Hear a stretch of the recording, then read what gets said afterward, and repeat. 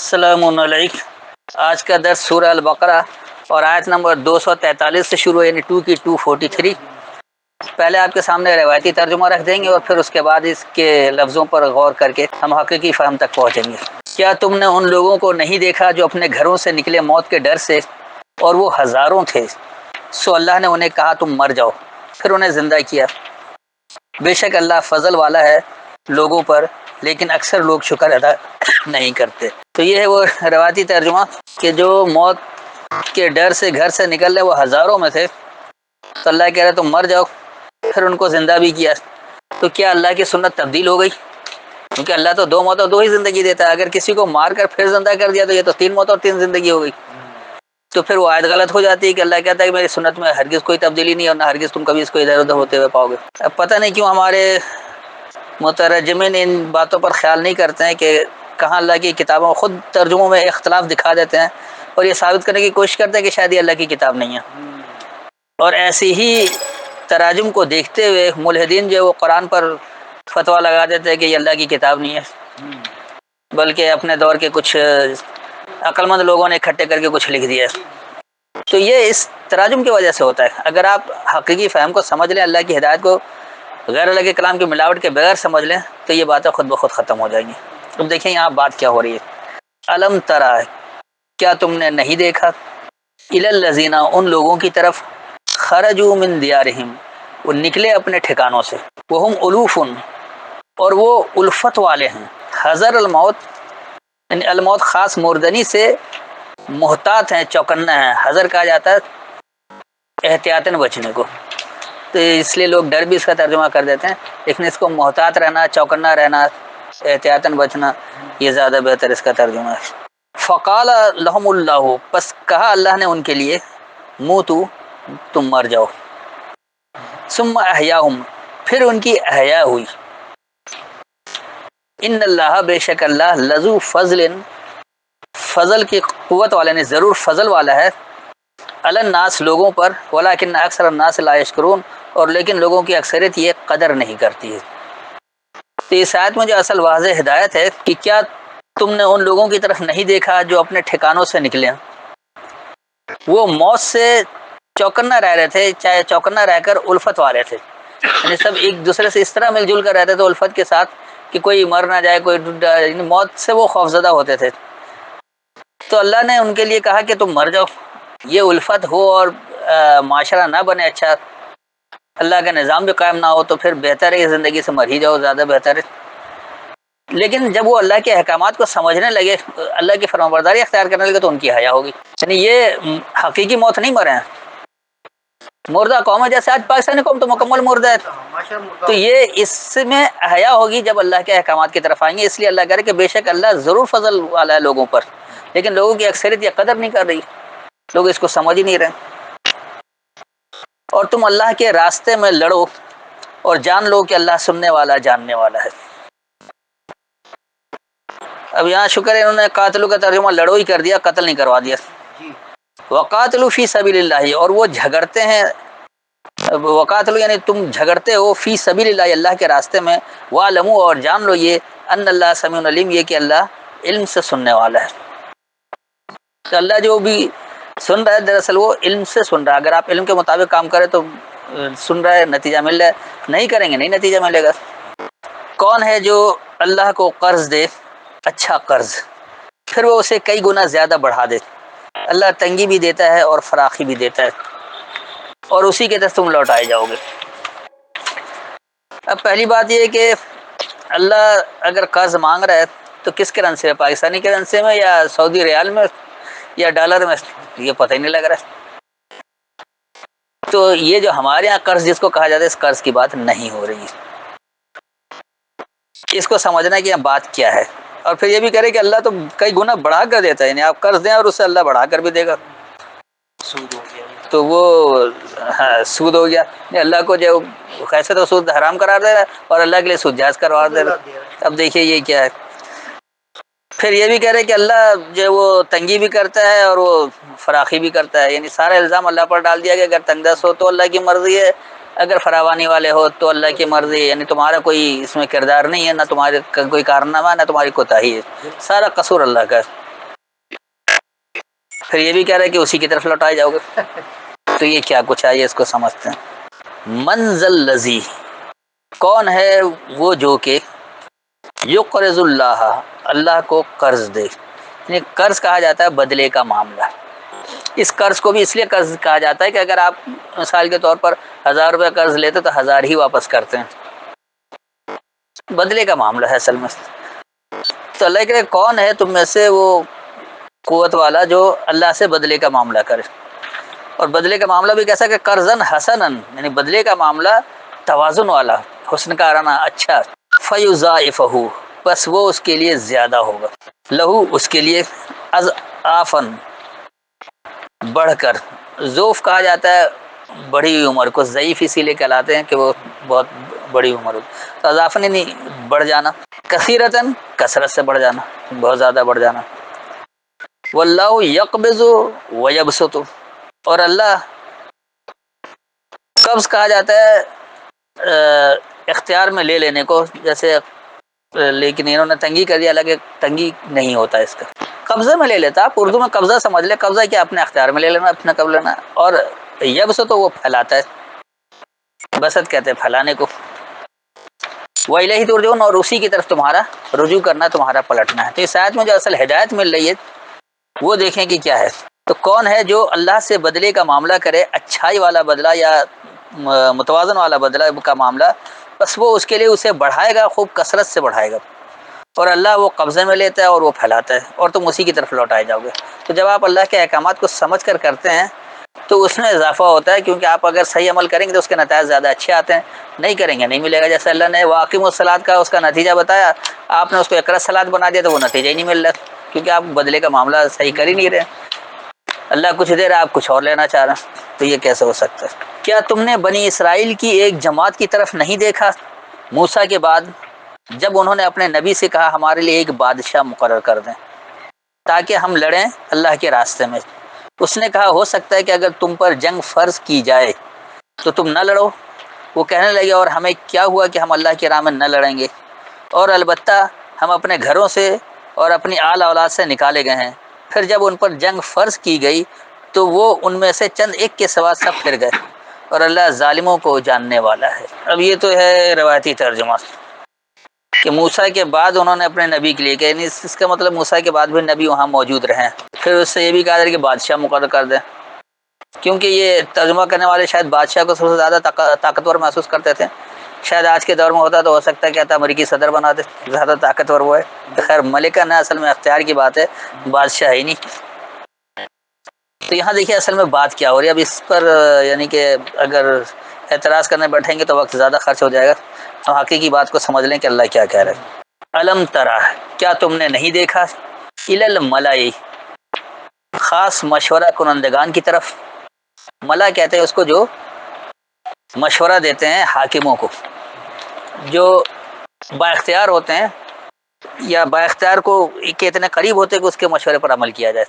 تو آج کے دور میں آپ کابینہ کہہ سکتے ہیں، سینٹ کے ارکان کو کہا جا سکتا ہے، پارلیمنٹ کے ارکان کو کہا جا سکتا ہے. یہ ہے ملا. من بنی اسرائیل، بنیاد پر چلنے والوں میں سے. من بعد موسیٰ، موسیٰ کے بعد سے. اذ قالو، جب انہوں نے کہا، لنبی، اپنے خبر دینے والے کے لیے، لہم ابعث لنا ملکن، ان کے لیے اٹھا ہمارے لیے اختیار والا، نقاتل فی سبیل اللہ، ہم جھگڑیں گے اللہ کے راستے. قال هل عصیتم، کہا کیا تم سے ممکن ہے، ان کتب علیکم القتال، اگر پابندی کر دی جائے تم پر خاص جھگڑے کی، اللہ تقاتلو، یہ کہ تم نہیں جھگڑو گے. قالو، انہوں نے کہا، وما لنا، اور کیا ہے ہمارے لیے، اللہ نقاتل فی سبیل اللہ، یہ کہ ہم نہیں جھگڑے اللہ کے راستے میں.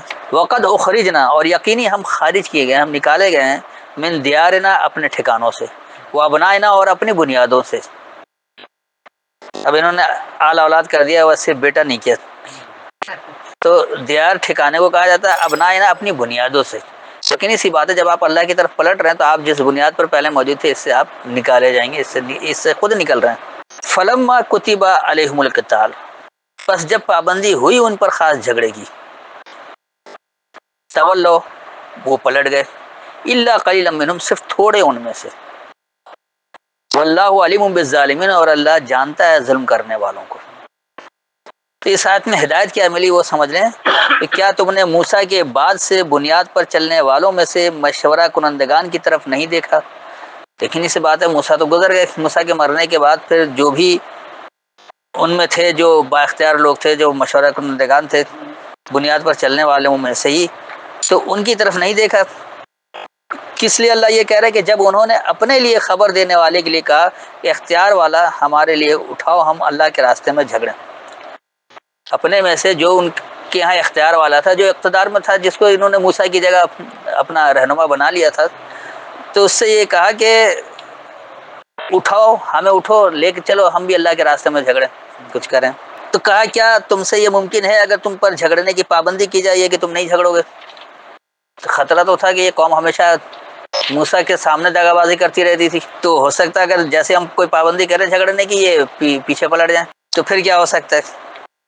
تو انہوں نے اس میں جواب میں یہ کہا کہ ہمارے لیے کیا کہ ہم اللہ کے راستے میں نہیں جھگڑیں، یعنی ہم کیوں پیچھے ہٹیں گے، ہم ہیں تمہارے ساتھ۔ اور کس لیے ہے کہ یقینی ہم اپنی بنیادوں اور اپنے ٹھکانوں سے ہم خارج ہیں، ہم تو نکل چکے اپنی بنیادوں سے بھی اور اپنے ٹھکانوں سے، ہم کیوں نہیں لڑیں گے، ہم اسی مقصد کے لیے تو چھوڑ کر آئے ہیں۔ بس جب جھگڑے کی پابندی ہوئی تو صرف تھوڑے کے علاوہ سارے پلٹ گئے، کیونکہ جب بات آتی ہے عمل کرنے کی اور اس میں جن تکلیفوں کا سامنا کرنا پڑتا ہے، جن مصائب کا شکار ہونا پڑتا ہے، ہر ایک کے اندر برداشت کی صلاحیت نہیں ہوتی، ثابت قدم نہیں ہوتے، ہر شخص پیچھے ہٹنا شروع ہو جاتے تو پلٹ جاتے کہ نہیں وہ ہم پہلے ہی بھلے تھے، اچھے تھے، سب کچھ۔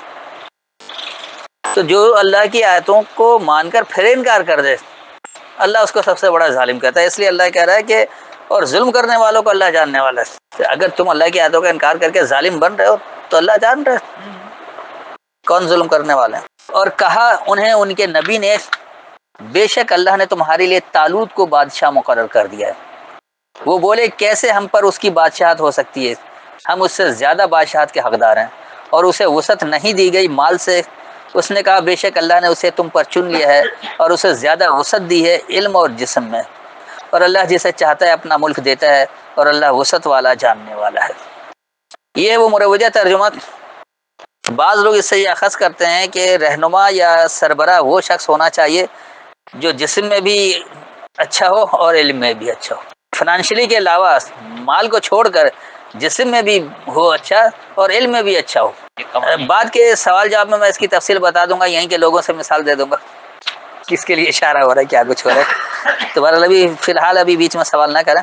پھر کہہ رہے کہ اللہ نے ان میں سے طالوت کو بادشاہ مقرر کر دیا ہے، کیونکہ ان کے ذہنوں میں بادشاہی بیٹھا ہوا، لہٰذا ایک بادشاہ لے کر آئے۔ اب دیکھیے اس کی حقیقت یہاں بات کیا ہو رہی ہے۔ وقال لهم نبیہم، اور کہا ان کے لیے ان کے خبر دینے والوں نے۔ اب دیکھ لیجیے، اگر یہ نبی اس کو مانتے ہیں کہ جس پر کتاب نازل ہوئی، تو یہاں نبی یہم پتہ نہیں کتنے نبی تھے موسیٰ کے بعد، ان کو کون سی کتابیں دی گئی، اس کی کوئی تفصیل کہیں نہیں ملتی ہے۔ تو کہا ان کے لیے ان کے خبر دینے والوں نے۔ اب جو بھی اللہ کی خبر پہنچا رہا ہوتا ہے اس کو ہی اللہ نبی کہتا ہے۔ ان اللہ، بے شک اللہ، قد بعث لکم، یقینی اٹھایا تمہارے لیے۔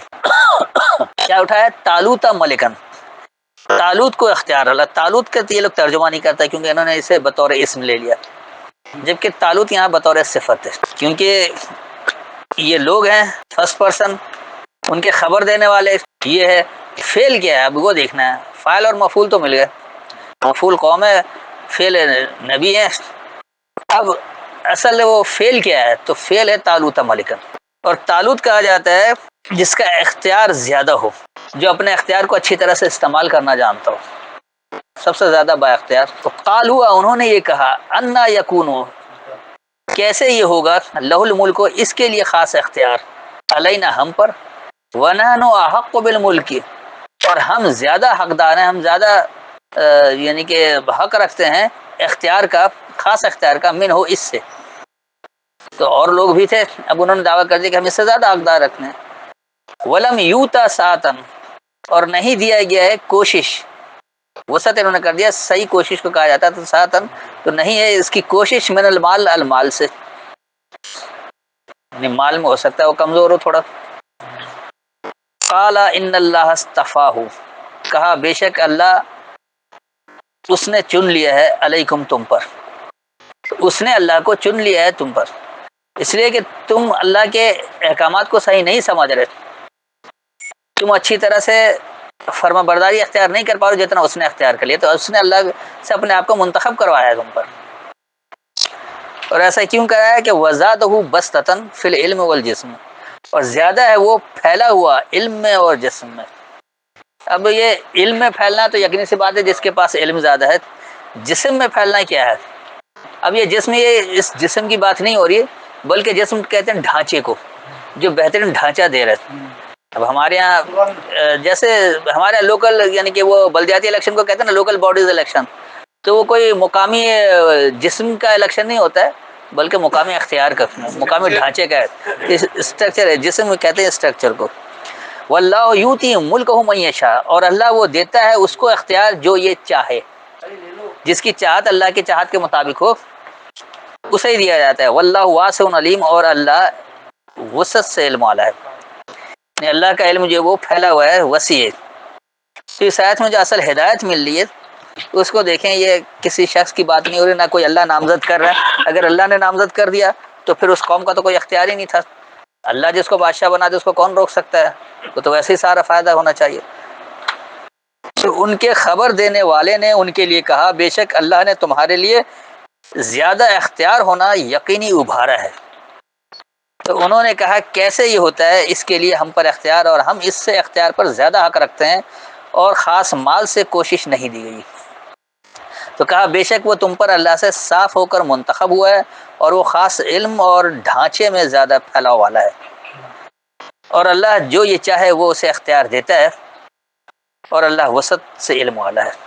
اور انہیں ان کے نبی نے کہا بے شک اس کی حکومت کی نشانی یہ ہے کہ تمہارے پاس تابوت آئے گا، اس میں تمہارے رب کی طرف سے سامان تسکین ہوگا، اور بچی ہوئی چیزیں جو آل موسیٰ اور آل ہارون نے چھوڑی تھیں اسے فرشتے اٹھا لائیں گے. بے شک اس میں تمہارے لیے نشانی ہے اگر تم ایمان والے ہو. اب دیکھیے، یہ انہوں نے روایتی ترجمے سے یہ بتا دیا کہ نبی نے کہہ دیا تھا کہ نشانی ہے، وہ تابوت لے کر آئے گا، تابوت سکینہ. اور پھر اس کے بعد وہ اس میں آل موسیٰ اور آل ہارون کی بقیات بھی چھوڑی ہوئی ہوں گی، اور اس کو اٹھا کر بھی فرشتے لے کر آئیں گے، اور کسی سے نہیں ملے گا. اب دیکھیں یہاں پر حقیقت میں بات کیا ہو رہی ہے. وقال لهم نبیہم، اور کہا ان کے لیے ان کے خبر دینے والوں نے، ان آیات ملک ہی، بے شک نشانی ہے اس کے اختیار کی، ان یاتیکم التابوت، یہ کہ وہ تمہیں دے گا التابوت. التابوت کیا چیز ہے اس کو سمجھنا. اس کا مادہ توبہ سے ہے، توب کہتے ہیں پلٹنے کو، متوجہ ہونے کو. تو وہ تمہیں دے گا خاص پلٹنا، اللہ کے احکامات کی طرف لے کر آ رہے. ایک مشرک قوم کو جو پہلے شرک کر کے بات سمجھ رہی تھی، جس طرح آج کے مسلمان سارے مشرک ہیں، سب کسی نہ کسی کی ملاوٹ کرتے ہیں، ان کو خالص اللہ کی طرف پلٹایا جائے، متوجہ کروایا جائے، تو کیا ہوگا؟ یہی تو تابوت ہے. فیہ سکینۃ، اس میں ٹھہراؤ ہے، سکون ہے. یہ سکینہ کا تابوت نہیں ہے. میں ربکم، تمہارے رب سے. تو رب کا ٹھہراؤ، رب کا سکون کس میں ہے؟ جب آپ اس کی طرف متوجہ ہوں گے، اس کی کتاب کی طرف آئیں گے، اس کے احکامات کی طرف پلٹیں گے. وہ بقیۃ مما ترک آل موسیٰ وآل ہارون، اور اس میں باقی ہے اس سے جو چھوڑ رکھا تھا موسیٰ کے طریقہ کار والوں نے اور ہارون کے طریقہ کار والوں نے. یقینی سی بات ہے کہ موسیٰ اور ہارون اللہ کی بات کو پھیلائے تھے، اللہ کے احکامات کو نافذ کیا تھا، اس کے تحت نظام قائم کیا تھا، حکومت قائم کی تھی. تو یہ اس میں بھی وہی چیزیں باقی ہوں گی. جب آپ اللہ کے احکامات کی طرف آئیں گے اور متوجہ ہو کر اللہ کے کتاب کو سمجھیں گے، تو اس میں آپ کو وہ سکون بھی مل جائے گا، وہ باقیات بھی مل جائیں گی جو موسیٰ کے طریقہ کار اور ہارون کے طریقہ کار والوں نے چھوڑا تھا. چاہے کوئی بھی اللہ کا ماننے والا کسی نے بھی چھوڑا. اب یہ اگر یہاں بھی موسیٰ اور ہارون کا ترجمہ کر لیا جائے تو زیادہ بہتر رہے گا، کیونکہ یہ ضروری نہیں کہ یہاں پر بطور اسم ہو. آل کہتے ہیں طریقہ کار والوں کو، موسیٰ یعنی اس طریقہ کار کے جو حق کی خاطر ڈر جانے والے ہو، اور ہارون کہا جاتا معاون، بوجھ اٹھانے والے کو، اس کے ساتھ مددگار ہو جانے کو. تو جو اس کے ساتھ مددگار والے طریقہ کار والے جو بوجھ اٹھانے میں اس کے مددگار و معاون بن جائے، اس لیے کہا گیا کہ تحملہ الملائکۃ، اس کا بوجھ اٹھائے کائناتی قوت. جب آپ اللہ کے احکامات پر عمل کرتے ہیں تو کائناتی قوتوں سے آپ کو مدد ملتی ہے. یہ کوئی فرشتے اٹھا کر نہیں لا رہے. پہلے بھی ملک اختیار کی بات چل رہی تھی، الملائکۃ یعنی ایک خاص کائناتی قوت ہے. کیونکہ کائناتی قوتوں کو آپ جتنا زیادہ سمجھیں گے، اللہ نے ان کا جو پیمانہ مقرر کر رکھا ہے اس سے آپ اتنا زیادہ فائدہ اٹھا سکتے ہیں، اور جتنا آپ اللہ کے احکامات کو سمجھیں گے، اس کی فرمانبرداری اختیار کریں گے، تو ملائکہ اتنی ہی آپ کی پابند ہوتی رہے گی۔ ان فی ذالک، بے شک اسی میں، لآیات لکم، ضرور نشانی ہے تمہارے لیے، ان کنتم مؤمنین، اگر تم ماننے والوں میں سے ہو۔ تو اس آیت میں جو واضح طور پر ہدایت ملی ہے وہ یہ ہے کہ ان کے خبر دینے والوں نے ان کے لیے کہا کہ بے شک اس کے اختیار کی نشانی یہ ہے کہ وہ تمہیں ایسا متوجہ ہونا، یعنی ایسا قلب اور سینہ دے گا، جیسے آپ اردو میں اگر یہ کہیں ایسا متوجہ ہونا دے گا، یہ تابوت ہے کہ اس میں تمہارے رب سے ایسا سکون ہے، ٹھہراؤ ہے، اور اس سے باقیات ہے موسیٰ کے پیروکار اور ہارون کے پیروکار نے جو چھوڑا تھا، تو تم قوت مدد سے اسے اٹھاؤ، اسی طرح جس طرح موسیٰ اور ہارون نے کام کر کے دکھایا تھا، تم بھی اس بوجھ کو اٹھا لو اسی طرح سے۔ تو بے شک تمہارے لیے اس میں ضرور نشانی ہے اگر تم ماننے والوں میں سے ہو۔ تو بس آج کا درس یہیں تک رکھتے ہیں، اب جو سوال کرنا وہ کر سکتے ہیں۔ السلام علیکم۔